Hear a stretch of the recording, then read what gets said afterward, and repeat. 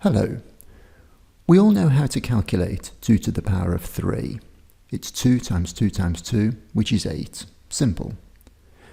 If we had something like the square root of 2 to the power of the square root of 3, it wouldn't be so obvious how to calculate it, but we can certainly put it in a calculator and get a result. But now think about I to the I, in other words, the square root of minus 1 to the power of the square root of minus 1.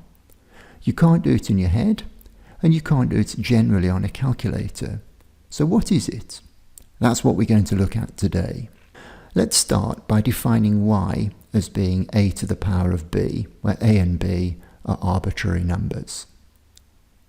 If we take the log of both sides, we get the log of y is the log of a to the power of b. And using the rules of logarithms, that's equal to b log a. Then we exponentiate both sides to give y equals e to the power of b log a. Now we set a equal to b equal to I.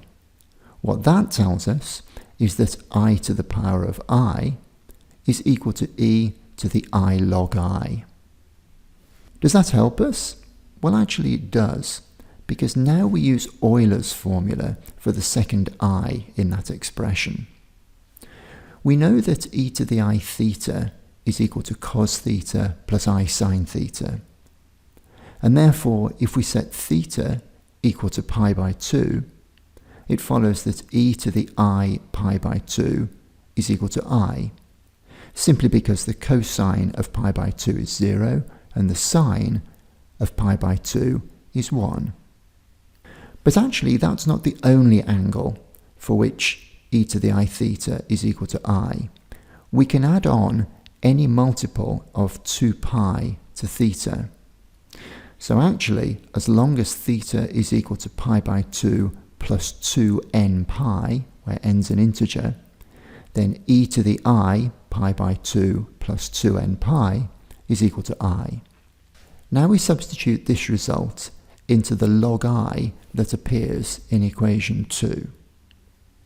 So this gives us I to the I is e to the I log of e to the I pi by 2 plus 2n pi. Now logarithms and exponentials are inverses of each other, and therefore we can remove the log in the exponential that appears in this expression to give e to the I times I pi by 2 plus 2n pi.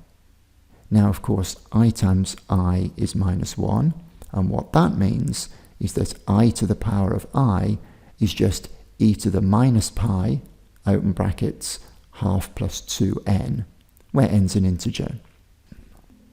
It's interesting that there are an infinite number of values for I to the I, and also that all of them are real.